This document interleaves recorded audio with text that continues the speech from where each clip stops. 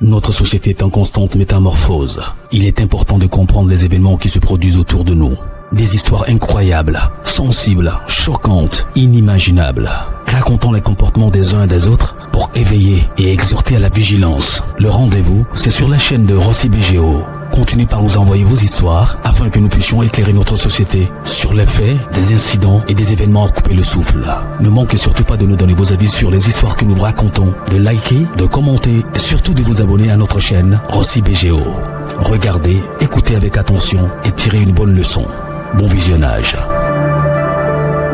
Bref, la famille, nous tous, on a écouté ensemble le présentateur ce qu'il a dit. Il dit abonnez-vous, likez, laissez les commentaires sans oublier de partager mes vidéos pour que ça puisse édifier tout le monde. Tout ce que je vais faire, c'est pour que les histoires puissent vraiment aider d'autres personnes à se méfier de la vie et aussi à prendre conscience. Parce que tout ce que nous faisons là, c'est pas pour but de salut non de quelqu'un, mais c'est pour juste entre nous-mêmes s'entraider. Voici encore une autre histoire qui m'a été confiée par un jeune homme.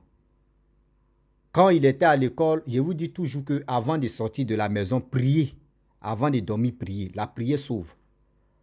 Même quand tu t'en parmi tes amis, il faut beaucoup prier.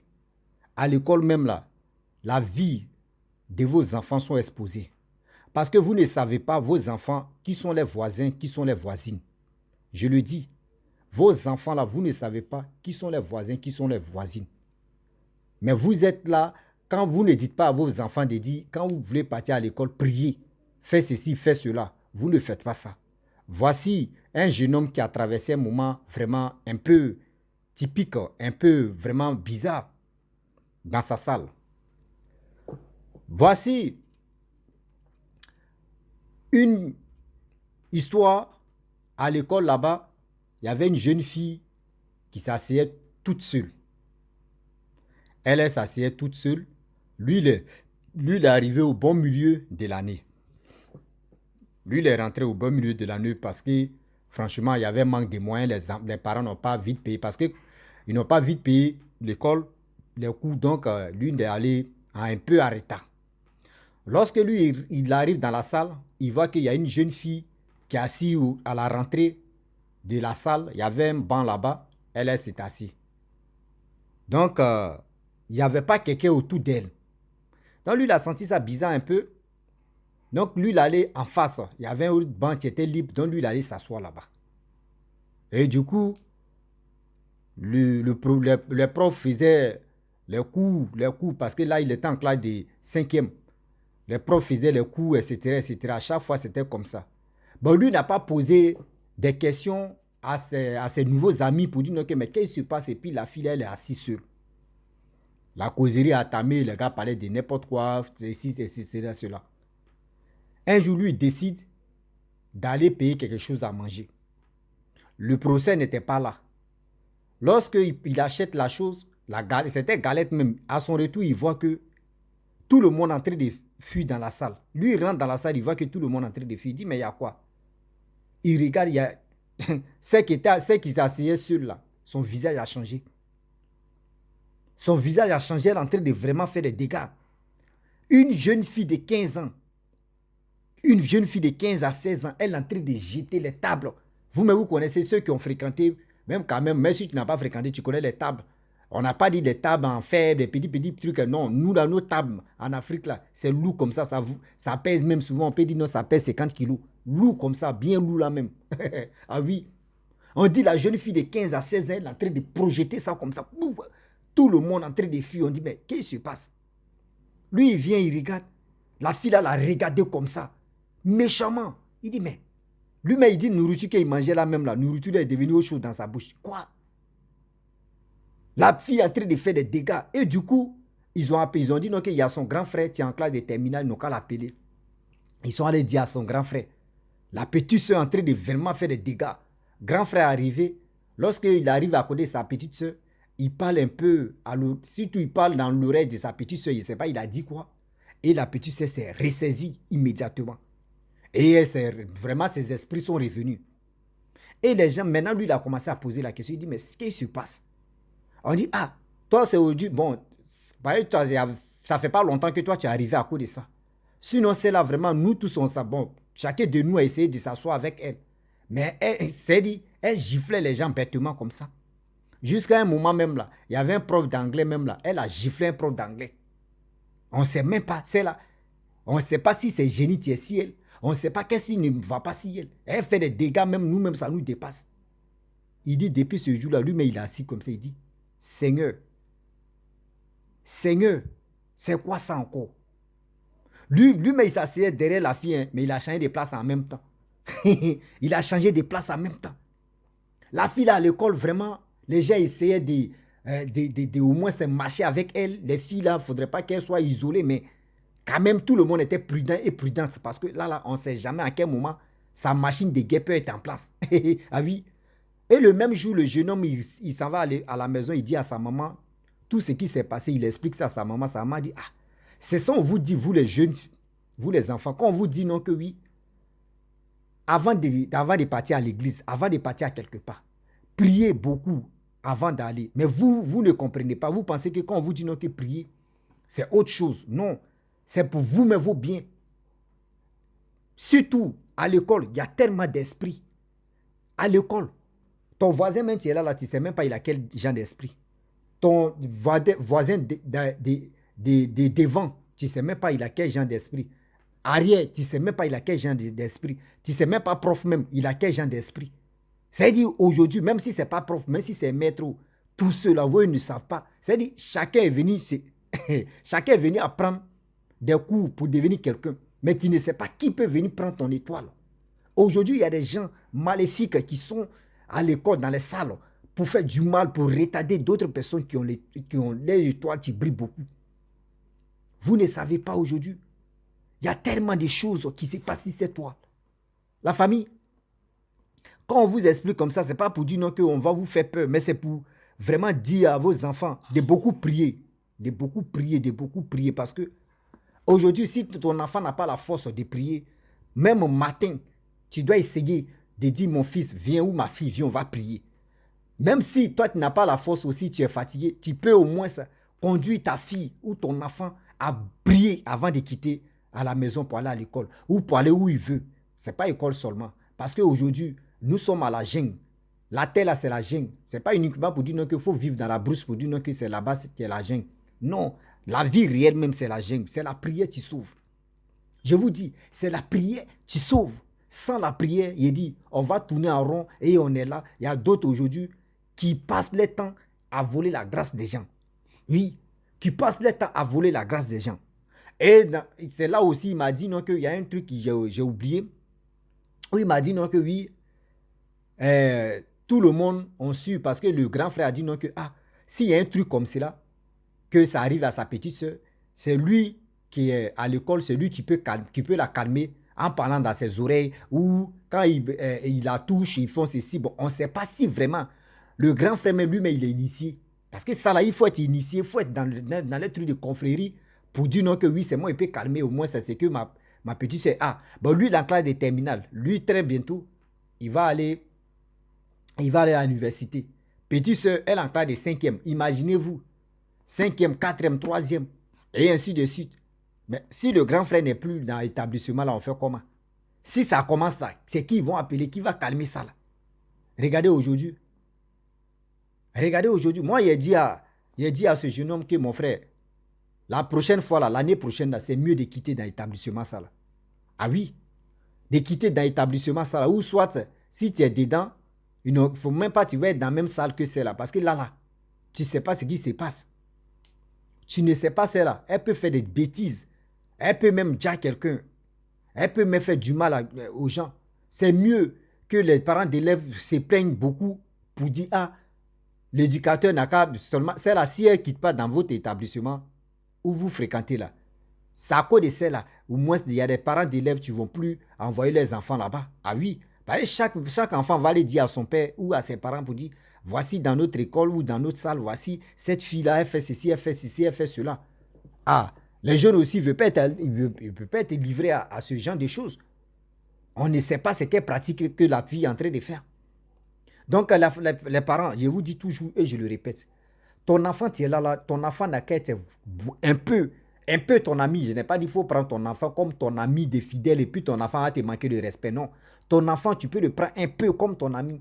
Ce qui se passe à l'école, même ce qui se passe où ils s'en joué, tu lui demandes, tu lui poses la question, tu as fait quoi de ta journée, qu'est-ce qui s'est passé là-bas.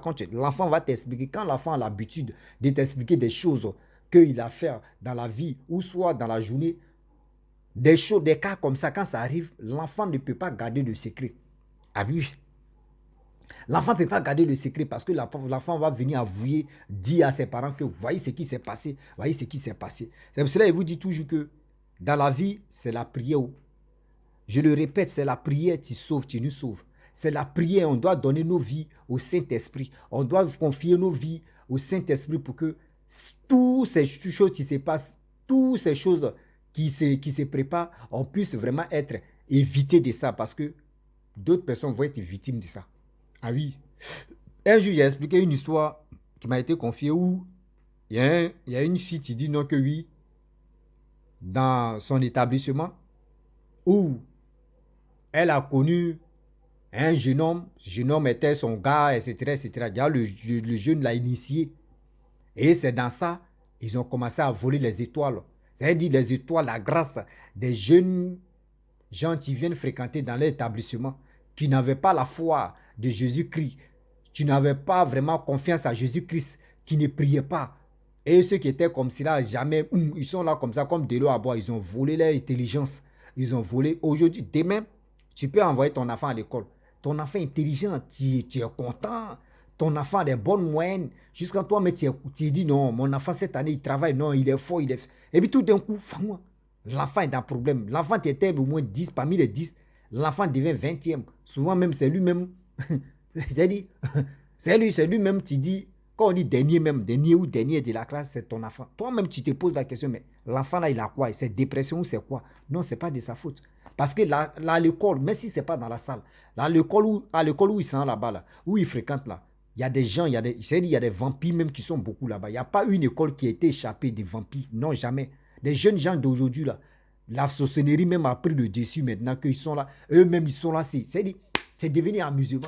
Un enfant d'école, quel âge tu le vois, on te dit non que dans le monde là-bas, tu vois ses grades. C'est pas du jeu. Toi, mais tu es là et tu dis, Seigneur, Seigneur, sauve-nous. Éternel, mon Dieu, sauve-nous. Avant même, quand on dit lui là, c'est un sorcier ou c'est une sorcière, c'est une grande personne. Mais aujourd'hui, maintenant, il n'y a plus de grandes personnes. C'est les enfants maintenant qui ont pris la peau des grandes personnes pour faire du mal, pour faire du mal au monde entier, aux innocents. Imaginez-vous, un enfant, quand il est dedans là, lui, il n'a pas pitié. Parce que pitié même pitié même qui est dans son cœur là, eux, ils enlèvent ça dans leur cœur pour dire non qu'il ne faut pas avoir pitié. Parce que quand tu as pitié, tu fais pitié, voyez ceci, voyez cela. Donc, quand le diable même veut le diable veut te faire du mal là, c'est quand tu pleures, tu souffres que lui, il est content. Sinon, quand tu ne souffres pas là, c'est-à-dire quand il ne pleure pas là, mais il n'est pas content. Il veut qu'il faut pleurer. Et puis quand il te lamente, mes trucs mais ne va pas. Oui, vraiment, moi, mais ici, comme ça, tu commences à pleurer. C'est là, mais il est content. C'est là, mais le diable est content. Mais quand tu ne pleures pas, tu dis non, quand même, ça me fait mal, mais je vais résister. Je ne vais pas montrer à mes ennemis que oui, ça me fait mal. Ça les fait mal. Ça les fait mal. Donc, s'il vous plaît, de grâce, mes parents, priez beaucoup parce qu'aujourd'hui, vos enfants vont à l'école. C'est là-bas où ils enlèvent surtout c'est là-bas on s'en allait initier la sorcellerie. C'est là-bas parce que les enfants vont aller, ils vont te dire non, moi je n'ai pas mangé, pardon, il faut me donner un peu d'acheke ou un peu de ceci, je vais manger. Vous-même, on a tous fait ça. Hein? Quand tu n'as pas l'argent, tu vois ton ami, tu dis, il faut me donner un peu de pain, il va couper pour te donner. Ce qu'il va te donner là, tu ne sais pas. La nuit même là, tu ne sais pas s'il est en train de t'initier comme ça. Donc s'il vous plaît, de grâce, vous qui avez l'argent, s'il vous plaît, un peu, donnez à vos enfants. Les enfants n'ont pas passé concours pour venir au monde. Donc, mettez vos enfants à l'aise un peu. Mettez-les à l'aise. Il ne faudrait pas que les enfants puissent aller demander de la nourriture, surtout de leurs amis. Par exemple, les amis maintenant, aujourd'hui, là, les enfants vont manger. Tu as dit ça à checker, ou tu as dit c'est pain. Oh, c'est cher humain que l'autre est en train de lui donner. Demain, ça a dit la nuit, tu es en train de dormir, tu vois l'enfant en train de faire réunion là-bas. Ou tu vas te rendre compte, on te dit non que oui, c'est pas dans la famille d'enlever la sorcellerie. Il a mangé une nourriture de quelqu'un d'autre. Et c'est là-bas il l'a initié. Où est fautif? Aujourd'hui, à l'école comme cela, là, il y a des enfants là, eux, ils sont prêts à initier, même si c'est pour initier, toute l'école, même eux, ils sont prêts à ça. C'est-à-dire, lui, il a son repas. Repas là, c'est dans sa main. Manger là, c'est dans sa main. Lui, il essaie des gens qui ne sont pas des gens qu'il veut initier là. Tu vas venir, il va te donner, tu as mangé. Toujours il a faim, toujours il a mangé. L'enfant la donne manger seulement. Mais vous ne savez pas, quand il donne manger, quand il est en train d'initier. Or, quand il initie 1, 2, 3 fois là, dans les confréries là-bas, là, on lui donne des grades encore. Parce que c'est comme il est en train de renforcer les bataillons encore. Ah, Seigneur. Évitez beaucoup. Prions, priez. Prions, priez. C'est la seule chose qui peut nous sauver. C'est la seule chose qui peut vraiment garantir notre avenir. C'est la prière. C'est la prière seule qui peut vraiment nous aider. Mes frères et sœurs, prions beaucoup les parents. Prions beaucoup. Arrêtez de sous-estimer la prière. Ne dis pas que oui, moi, mon enfant, là, moi, non, il n'y a pas fait dire moi. Non, tu dois beaucoup prier pour ton enfant. Tu dois beaucoup prier pour ton enfant. Avant de dormir, il faut prier. Avant même de sortir, il faut prier. C'est ça, on vous dit, la prière, tu es là. C'est pas pour dire non que oui, il faut payer la prière. On ne paye pas la prière. Ah oui, on ne paye pas la prière pour dire oui, il faut venir payer, tu vas prier d'abord. Non, la prière, c'est dans ton cœur. La prière, c'est la foi. Nous tous, on pêche sur cette terre. Mais quand tu sais que tu connais la crainte de Dieu, tu connais la volonté de Dieu, tu connais ce qu'on appelle ça là, c'est pas bon, ça là, c'est bon. Même si tu es en erreur, mais quand même, la nuit ou la journée, tu fléchis les genoux, tu demandes pardon au Saint-Esprit. Sauve-moi, protège-moi. L'Éternel, mon Dieu, que ton sang même me purifie, que ton sang même je me paie. Quand tu prononces des paroles comme ça, si la vie de ton enfant. Et aussi, j'aimerais dire aux parents, arrêtez d'injurer ou de dire n'importe quoi sur vos enfants.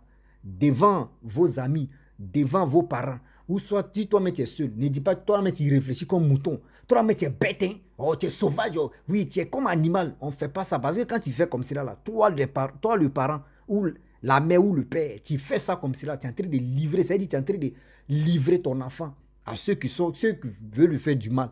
Parce que quand tu prononces les mots négatifs, mouton, mais imaginez-vous, on dit, elle a déjà enlevé voile maintenant pour... C'est-à-dire, l'enfant là, l'enfant est livré comme ça. Tu as livré l'enfant tout doucement. Parce que souvent, là, quand vous dites non, l'enfant, mais il est bête, il est réfléchi, il est mouton. Tôt ou tard, l'enfant là va devenir zinzin. C'est-à-dire, l'enfant devient des trucs, il fait des trucs bêtes. Tu vas dire non que oui, l'enfant là, mais il est bête. Non, c'est parce que il y a quelqu'un qui a attendu. Devant lui, tu as dit non, ton enfant est fou, il est bête, il est ceci. Et il a rendu ton enfant comme ça. Et la personne a rendu ton enfant comme ça. Mais qui a livré? C'est toi, tu es à la base. Arrêtez de prononcer des paroles négatives sur vos enfants. Arrêtez de dire de n'importe quoi sur vos enfants, c'est pas bon. Oui, ça, vous êtes censé protéger, garder vos enfants. Et ça va vraiment vous donner la force. La famille, j'aimerais vraiment m'arrêter là. Si tu es nouveau, tu es nouvelle sur ma vidéo, il faut t'abonner sur ma chaîne YouTube, ma page Facebook, Instagram. N'oubliez pas de partager mes vidéos et aussi liker. Je vous dis à très bientôt. Ciao. Bisous. On est ensemble.